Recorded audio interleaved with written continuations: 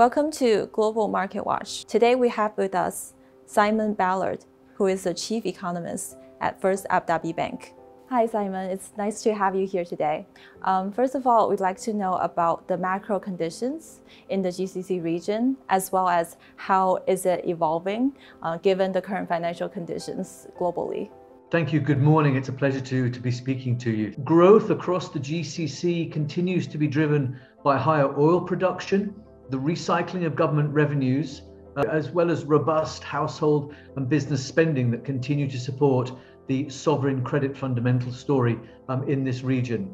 If we're looking at GDP growth in general across the GCC space, then growth was at around 7.5% in 2022. And that was the fastest rate since 2011 and up quite sharply from the 2.7% real GDP growth rate that we experienced in 2021. And the UAE, the United Arab Emirates, and Saudi Arabia economies will be the two key outperformers within that story.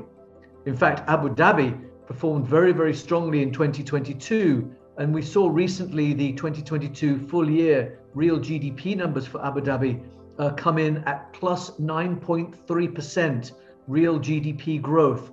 And that comprised a 10.2% rate of growth in the oil sector and an 8.4% growth rate in the non-oil sector. Thank you. And as we know, historically, gas and oil has been an important element of the GCC area economic activities. To what extent has economic diversification proven successful in the area? Yes, no, thank you. That's a great question. And I'll refer back to the Abu Dhabi data for 2022, if I may, which I think highlights very clearly the success of the UAE's diversification initiatives over recent years. Dubai hospitality, tourism, leisure, of course, has been well documented over recent years.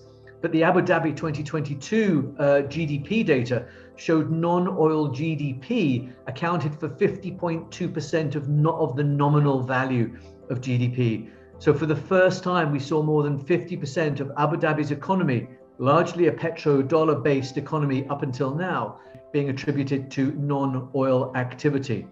And notwithstanding, of course, the strong dollar-pegged regional currencies around the GCC, economic activity volumes rebounded over the last couple of years in travel and tourism. And of course, that has been the basis of the non-oil sector's resilience and recovery over the last decade or so.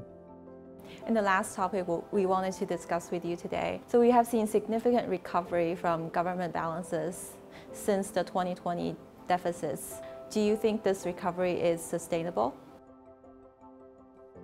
No, absolutely. Thank you. That's a great question to finish on. As you alluded to, we had some very deep deficits in 2020 as governments around the region and globally helped to reflate their economies, protect their economies from the economic downturn. The shift in GCC government balances from those deep deficits in 2020 at the nadir of the economic cycle has seen us move back into surplus territory in 2022. The return to government surplus is not overlooked, of course, by the rating agencies. And again, that's a key element in the sovereign credit story of this region and a solid support for the regional sovereign credit ratings, especially here in the UAE and Saudi Arabia, of the AA and single A ratings, respectively, on which our investor base depends and is comforted by quite strongly.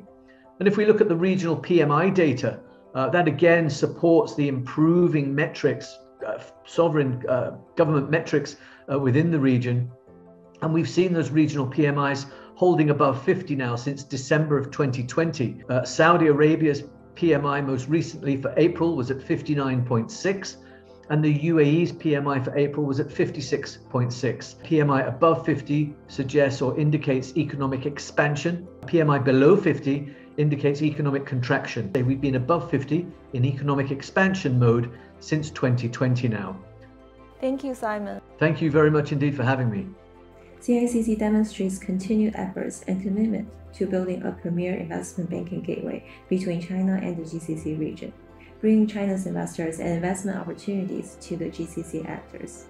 Based on our well-established investment vehicles in China and our strong access to China's capital markets across different asset classes, we can open the doors of China to many GCC countries.